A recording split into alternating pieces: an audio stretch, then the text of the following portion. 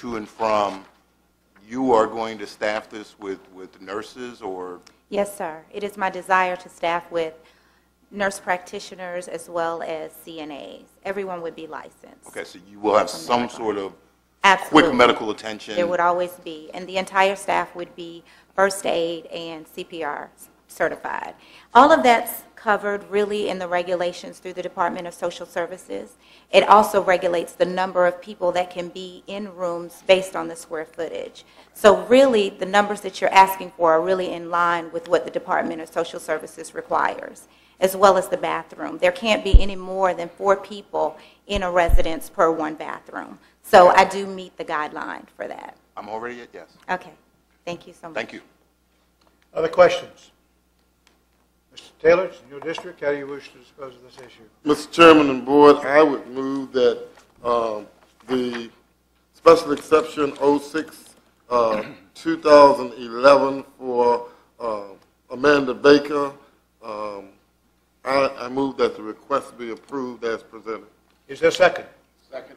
Motion made by Mr. Taylor, seconded by Mr. Underwood, that special exception 06-211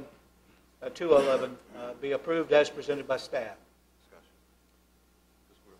Yeah. The difference between renewal and review.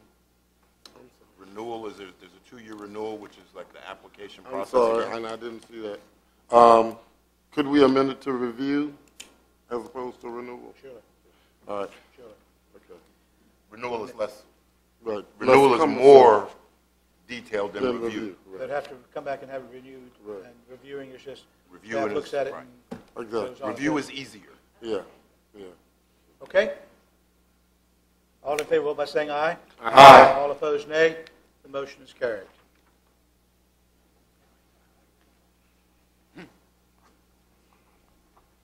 All right, moving on to unfinished business. Continued first reading of the proposed amendments to the Chapter 50 of the Code of Caroline County dealing with fireworks. And I trust that the board will approve or disapprove or send this to public hearing after tonight's discussion on fireworks, because this has been on the agenda for a couple of months now. We need to move on with it. Mr. Garnett? Hey, Mr. Chairman and board members, after the conclusion of the last meeting, I took comments from 2 of the board members and incorporated in the draft that we had at that time, and I'll bring those sections to your attention. Part D of Section 50-3, Mr. Seeley had requested some additional language that referred to the rating of any insurance policies that were issued. I worked with legal counsel, and you see the addition: all insurance policies shall be with insurers qualified to do business in the Commonwealth of Virginia with an A1 or better rating of insurance by Best Keys Rating Guide, Property Casualty Edition. So that addition was added at his request. One note, there was a House bill in the Assembly this year that recommended capping insurance at $500,000. That did not pass out. So if we, or if you choose to include the dollar figure recommended in that paragraph along with that section, that will not likely go away. And then Section 5-4, at the very end of the document, Mr. Thomas had made a request for consideration that the county would not have to apply with the guidelines set forth in this chapter for public displays made on or behalf of the county. And I work with legal staff to see that verbiage is added in the very last sentence of that. This chapter shall not apply to fireworks displays conducted by or on behalf of the county. And those are the 2 changes that were incorporated from comments at the last board meeting.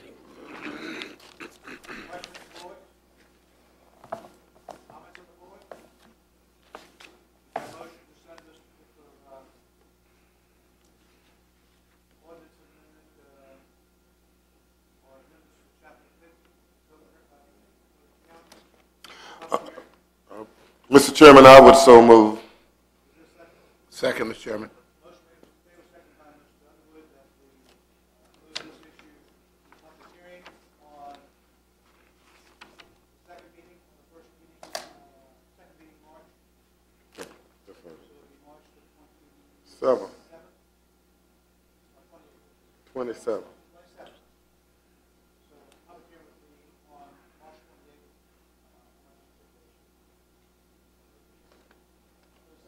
27.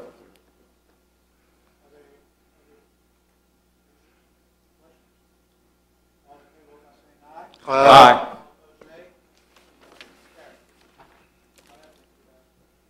Thanks, sir. Proposed standard operating procedures manual for solid waste convenience sites. Good evening, Mr. Chairman, members of the board. If you recall, in November, we brought forth a tweaked manual that we currently were using for the past 10 years, and the board had a lot of input, and I sat down with a few of the board members and got additional input, and we kind of backed up and punted with it and rewrote the whole manual and took the board's comments in stride with that, and I think we've actually have a better document than what we had when we originally started. Got a brief introduction of the actual manual and what it does, but we'll get right into it. You know, it gets into the attendant's responsibilities and what the attendant is to do, and a clear understanding. There's 10 things there.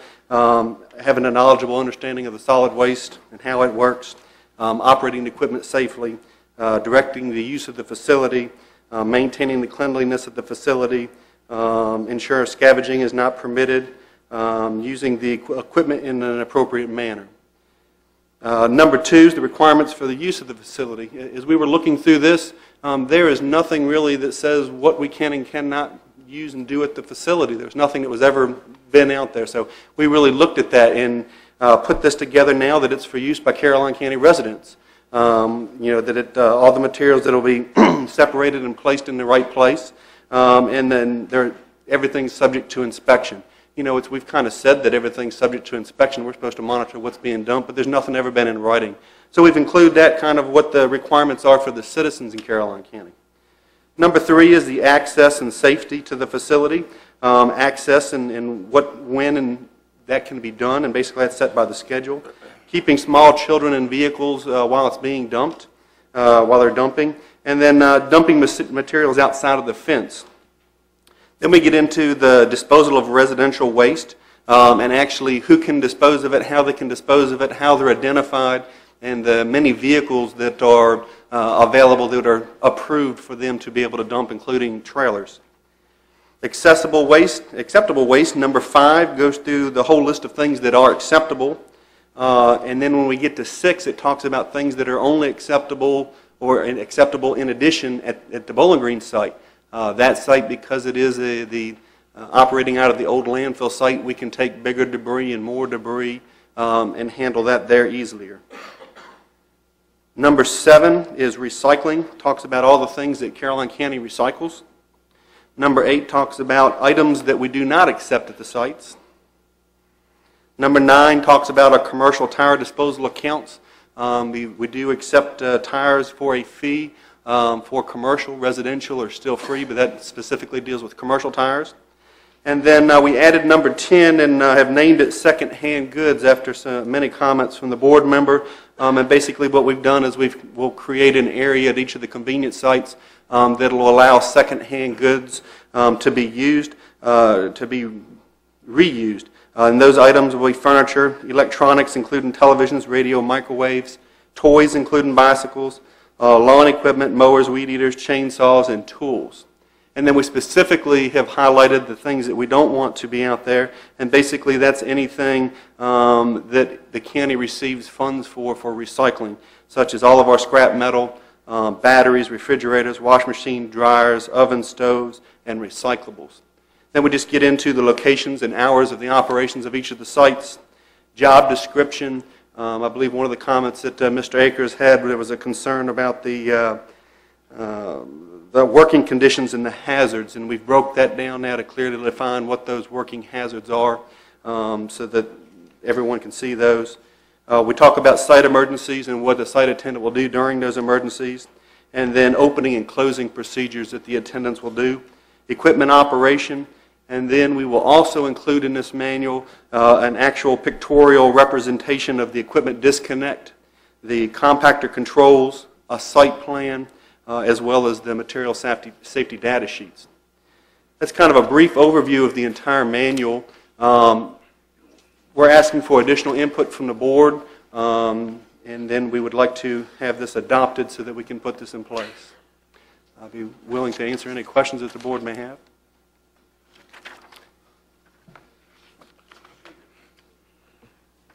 And I'm certainly not advocating that I would want to make sure that the people that work in these convenience sites have veto power or ultimate approval of what we're trying to accomplish here. But I do think it's, and we've had this conversation before, I do think it's important that we, and maybe you did, let me preface what I'm going to say, but maybe you've already done what I'm going to suggest, is that we have some input from the people that will be impacted and affected by these rules and regulations that we're putting in place here. So my question is, how much of a difficulty, if you haven't already done so, how much of a difficulty would it be to certainly share with the people at the various, some of the people at the various sites, and to see what issues they have? I mean, they work day in and day out in the particular sites, and they see some of the issues that we and staff does not see on a regular basis. And I think they may have some good knowledge and be able to provide some good input into what's workable and what may not be workable, and some suggestions as to how we can make it even better. And better for the citizens as well as better for the employees. I think we all will agree on this board that it is, you know, it's in the wintertime, and in the summertime when it's extremely hot, and the wintertime when it's extremely cold, the working conditions are not the best. I mean, I've seen them out there in snow and 95 and 98 and 100-degree weather, and so I just think we need to try to make it as agreeable to them as we can. Yes, we've listened to the employees. One of the things they were worried about was having to assist all the residents with dumping the trash, and it was a concern of the board. So we've now put it in there that they would not assist unless someone was disabled, elderly, and has asked for assistance. At that point, then they would help. As far as them being able to stay in the office space, as long as the work outside has been done, that was one of the concerns they had. Well, that facility is provided for us to stay out of the heat and air conditioning, and that was kind of the intent. Another thing that they have is that we heard from them was, we say they had to have a county sticker to be able to identify them. Well, what if they don't? How do we do that? And what's acceptable and not acceptable? Because they have no real clear written documentation of that, which we now have. And that was something that was really a concern to them is, how do we manage this from our standpoint, and what do we do to make things safe? So this document incorporated a lot of their input and concerns that they had that we've gotten out of our staff meetings. Right. I just want you and I had this discussion prior, and I just wanted to make sure that we had certainly listened to what they had to say and tried to get from them input into the procedure manual, because they're the ones that are going to be impacted, but still protect and look out for the citizens of the county to make sure. Yes, sir. Questions, other questions or comments by the board? I just have a couple, Mr. Mr. Chair. Underwood? Mr. Shebel, I would like to see a grievance procedure in this operating procedure in case the employee does have a grievance, so they don't feel like they can't be heard. That would be covered under the employee's personnel manual, sir. I understand, but maybe you can add a section to tell them where they should go or what they should do. We can add a note underneath of the attendance responsibility just that the county's personnel policy falls in effect as well. Absolutely. And second, I'd like to see some mention of mandated training for employees, so they understand. I mean, I don't think you can hold people accountable until you make sure that they've been trained, where you give them a county certificate that says you've gone through whatever and you know how to operate and you know how to meet the expectations. One of the things with this manual, as soon as the board approves what's written, we are going to have a meeting with all of the staff members and review this with every member and make sure they understand what's in the manual so that they've been reviewed all that. So that way, we hear now, well, I didn't know that was part of my job. Well, that manual wasn't here when I got hired, and well, I don't have to do that. Nobody told me that. So that'll give us this opportunity to make sure that we do that. We're closed on Wednesdays, so we're going to have the meetings on Wednesdays. We're going to do it over several Wednesdays, sit down with each of the staff members and make sure that we review this from front to back and make sure they have a copy that they've done that. Right, and then somewhere it says that they have read, understand. Yes, sir. And you can put it in the file, it says on this date. That's correct. Okay. And that way they know what's in the paperwork, and we've got something signed by them that they've received a copy and they understand it, and we've given them that opportunity. And really what we want to do is train them, because we can't expect an employee to do anything if they don't know what's expected of them. So we think this kind of lays out their expectations, as well as the expectations of the citizens and what they can and can't do. I mean, right now, if somebody wanted to bring in a car that's got tires and wheels and dump it in our scrap metal, there's nothing technically that says that they can do that. So this would kind of outline that and kind of say what we can. Now, that is an exaggeration, but we do have people that want to dispose of boats and house trailers, mobile homes, So we've got those things that are out there that we just can't deal with. Right, okay. Mr. Thomas? Mr. Shebold, you mentioned in your statement what to do with a decal, and if you don't have a decal, I didn't actually see that in here. Section 2, requirements for use. Number 2 says you have to have a decal or get a permit from the Director of Public Works, Utilities, but it doesn't say what to do if you don't have a decal. Well, if you didn't have the decal,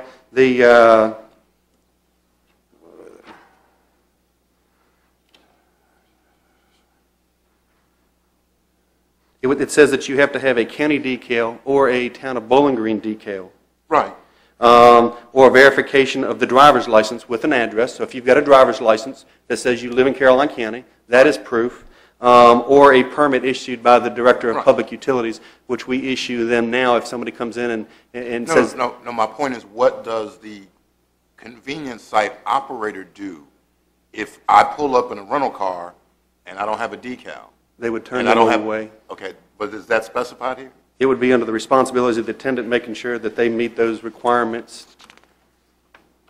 I didn't see it. That's why I'm asking specifically. So you tell me where it is, and I'll see it and be happy. Now, while you're looking at that, let me ask the question further. What you were talking about, Mr. Thomas, is the fact that the way I understood Mr.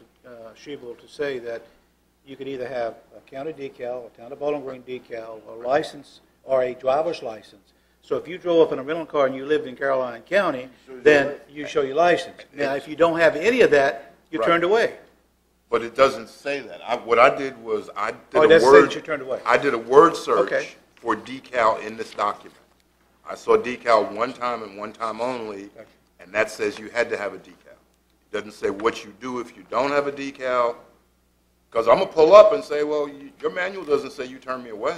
Yeah, it doesn't actually, you're right, it says that you must have that, and it doesn't actually say that you would be turned away if you did not have one of those. So you're going to put that in? We just need a sentence that say without the decal, you'll be turned away and not allowed to use it. And I'll add that under Section 2 there, under number 2, where it talks about the decal, and that if one of these proofs are not provided, then you'll not be allowed to dump. I'm just trying to cover So it we'll all. word that. Absolutely, I like that.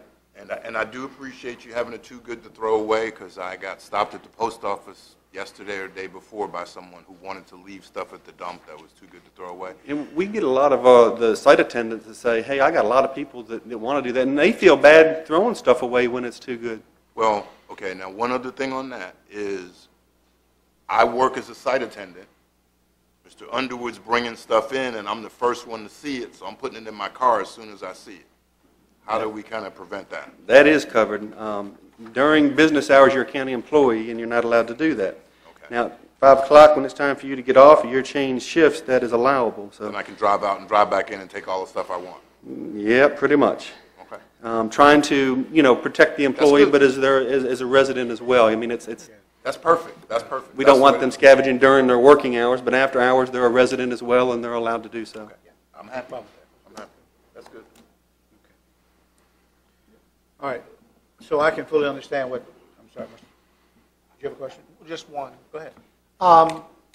Were we able to facilitate anything with the composted leaves?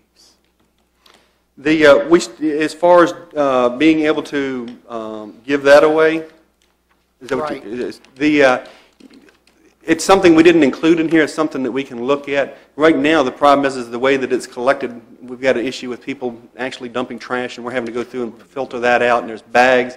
You know, we don't accept the trash, the leaves in a bag. Right. They actually have to be taken out of the Taken out, bags. right. And everything we've got now is so mixed up in there. And it takes, you know, a good year to get a good compost started to be able to do that. Right, but is there any way we can make a pile once a year of what's been composted, pile it up, and if people want it, they can come get it? When it's gone, it's gone? Absolutely. You know, the best place that we've got is the town of Bowling Green, because they've got their street vac and they vacuum all that up. And that has Right. very little trash in it, and we can put that in a separate pile, and then those leaves could be available and be easy enough for them to pick up at their convenience. That is the one thing at the farmer's market that I've heard from folks, is that all those go out there and there's no access. If there was a way, if we had some, we had a pile, they can go get it. When it's gone, it's over.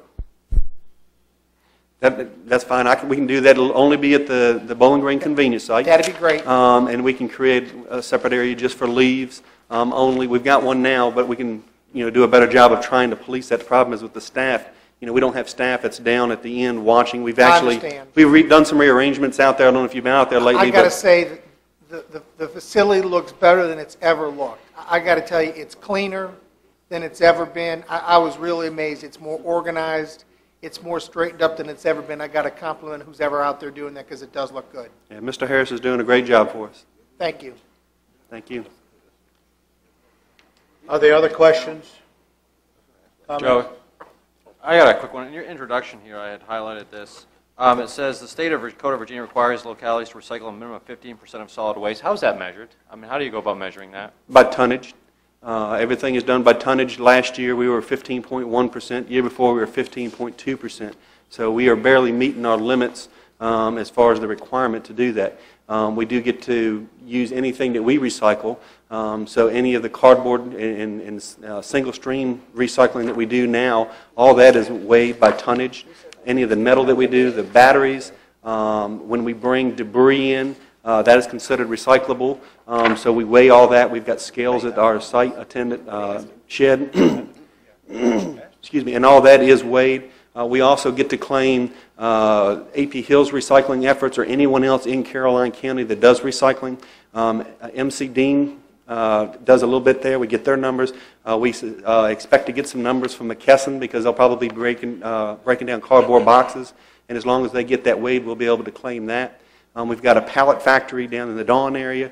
They recycle old pallets. We get their numbers. So we take all that together and submit that for what we do for recycling to be able to try to meet our requirements. Do you have a number? I mean, it says a minimum of 15%. Do you have a number from Caroline County? Are we at? We're 15.1 was our last year's number, and Okay. 15.2 was the year prior. So we're just squeaking by making our numbers. Okay. Thank you. Can we weigh the leaf stuff going out that's been composted and add that to our number? We can only weigh what's coming in. We can't weigh what's going out. Oh, okay. Other questions?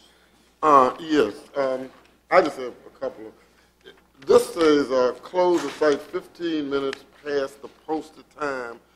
Does that mean, well, tell me, what does that exactly mean? That means that the time on the sign says the site closes at 7 o'clock in the evening, Okay. that the citizens know it closes at 7 o'clock. Well, your watch is a little bit different than my watch, which is different from the gentleman next to you's watch. So that allows 15 minutes opening earlier and 15 minutes closing to make sure that we're there before the first car gets there, and we're there for somebody that's trying to squeak by and just making it. Okay, so if it closes at 7 o'clock, they'll be taking it at 7:15, That's or correct. until 7. We close the gate at 7:15, and then we say, you know, the site closed at 7, so the actual closing time is 7, but we do not actually close the gate till 7:15. Okay, that's good.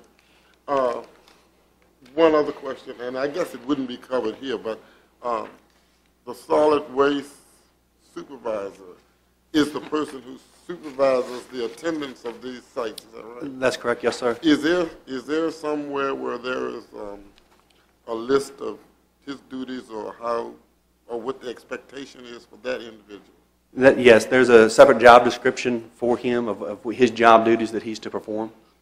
Okay. So he oversees the old landfill site itself. He oversees the actual site attendance and the sites, the cleanliness, the way they're maintained and how that's handled. He also manages the truck drivers and moving them from one site to the disposal site. He also makes sure that all the metal is picked up and disposed of, all the recyclables are handled and managed from that standpoint, and keeps records of all of our logs of everything we've disposed of. I have a question on, I know at least one site, Bowling Green site, where people take their tires and other things. There's money that's paid to the attendants. What is the process for someone picking that money up and taking it to the bank or to the treasurer's office or wherever they take it? And what is the process for the person that does the pickup, signing off saying they picked up, X amount of dollars from the register for that particular day? We just had an employee bring that to our attention. For the past 10 years, it's been done that we didn't allow cash. We only accept checks or a charge if you've got an account that you set up with the county for a charge to make sure there wasn't cash. And then it used to be on a monthly basis. It used to be brought over to the treasurer's office. During the audit, we went through some additional procedures. We actually got a lockbox, which we didn't have in the past. And now it's taken over every Friday to the treasurer's office and is recorded at the treasurer's office when that comes through. One of the employees said, how do we know? We open up the box and it's empty. How do we know who got the money or didn't? So now there's a communication between the supervisor and the attendants when that is done so that they're aware that it has taken place. All right. So, again, the attendant somewhere records the money they receive in a particular day. Yeah, there's a receipt log that they keep. Okay. And the person that's picking it up and taking it to the treasurer's office, do they then verify that what the log adds up to is actually in the box? To tell you the truth, I don't know how that is exactly done. I know that we had to write a written procedure how that was done through the auditor's office. Mrs. Hatcher running up here. Yeah, I know. She was involved in that procedure, so I let her handle that because she was the All right. Mrs. Hatcher.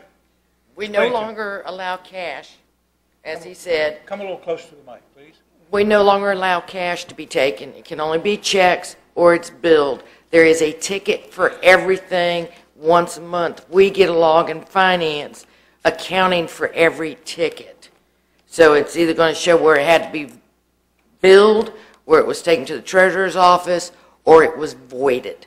So we require them to have numerically numbered tickets. Okay. So wait a second. Yeah. All right, I've just pulled up in there with tires that I'm going to drop off, and you charge me whatever, and I say, I'm sorry, I don't have any money. You're going to bill me? Yes. And if, Really? Really. For the commercial haulers, not for a resident. Okay.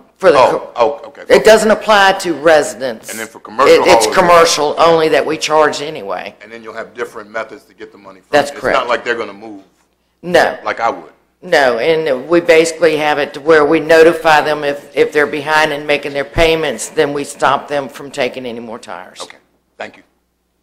All right. Can I ask one more question? Sure. Just for clarification, it is 4 tires per day for a resident, free. So if you wanted to bring in 10 tires, there would be a charge for that, or you could bring 4 the following day. Oh, don't worry about it. Or per trip, I should say. No problem, because you're going to bill me. No problem.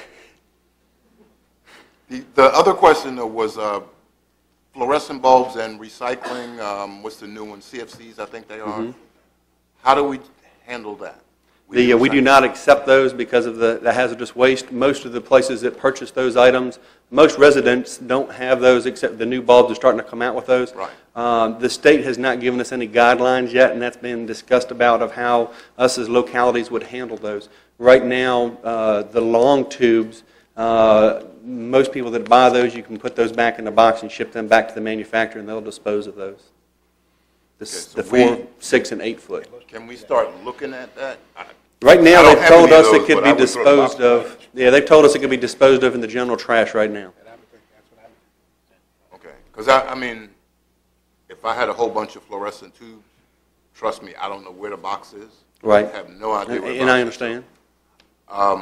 just one thing to start looking at that, because I think they're going to be more and more prevalent. We're also looking at computers and electronics disposal of how to handle that. We've got a representative that's interested in handling that for us once we've collected them.